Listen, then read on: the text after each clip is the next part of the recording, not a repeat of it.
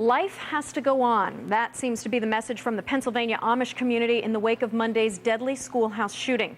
As family and friends say goodbye to the 5 shooting victims over the next 2 days, the Amish aren't focusing on revenge, but instead forgiveness. A reporter's notebook entry from Ron Allen about how the Amish are dealing with the tragedy is one of the most viewed and most emailed stories of the day at msnbc.com. Very moving. You really should check it out.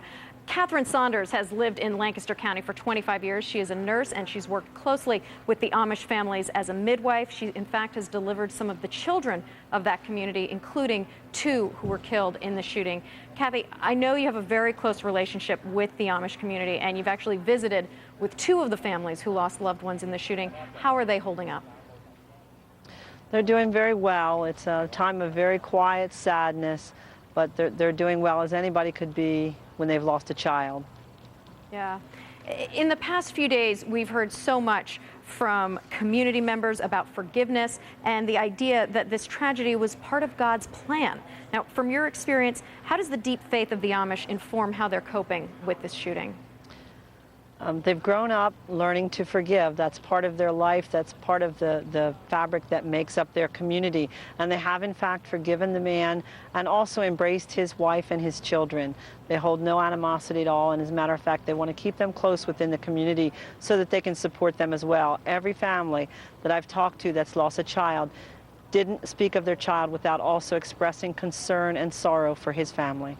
And in fact, they really try to look at this as something positive, the deaths of these children, at least in terms of the fact that they feel that they're in a better place now.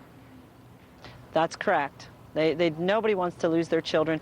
They did not want to lose their children, but now that the act is done and their children are gone, they feel that the children are in a better place, yes.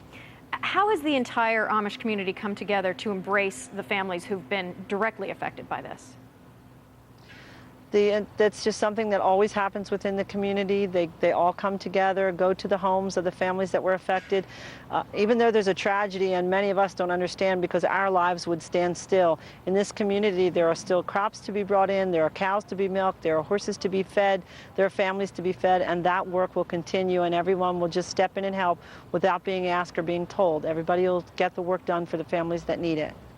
Kathy, can you speak a little bit more to the Amish belief of forgiveness? I mean, I think that it's something that those of us on the outside, when we hear it so immediately from these people after such a tragedy, it's hard to believe that they could so instantaneously say this and be so willing to forgive. That's true, and many people that I've talked to, I've just come to accept this belief because I've heard it for so many years and know how the Amish feel. They feel that as part of their Christian belief, they are forgiven. And so they must, in return, forgive others. And that's how they see life, that's how they are raised, and that is truly what they believe in their hearts. And they truly hold no animosity toward this man. They know he was very sick, and as I said, you know, they've already reached out and embraced his children. You know what else is amazing, and I'm sure you've heard about this as well, that so many members of the community are already concerned about his wife and their young children, and that they want to reach out to them. They're worried about his family. Yes, they are. They're worried about anybody that's been touched by this tragedy. I had someone express to me this morning that, you know, had lost a child, and they're asking me, how are you doing? And that you know, that kind of caring is just absolutely amazing. Really incredibly generous spirits. We've heard members of the Westboro Baptist Church may actually protest the upcoming funerals because of some criticism leveled at them from Pennsylvania Governor Ed Rendell. I know this is a strange turn here, but what's your reaction to that news? I am so shocked and saddened to hear this. I mean, I think the community has been through enough, and that they want to come here and push their political agenda at a time of such terrible tragedy. And the Amish don't know anything about their political agenda, that group. They know nothing about that group. They're not exposed to a whole lot of media, and that they would want to come here when there's so much suffering to push their agenda. I just cannot even believe that could happen. I'm very sad about it, and I hope the press doesn't give them any time at all. Yeah. Kathy Saunders, we know that this is a difficult time for your community, and we truly appreciate you taking the time to share your insights with us today. Thank you. Thank you very much for keeping our families in your thoughts.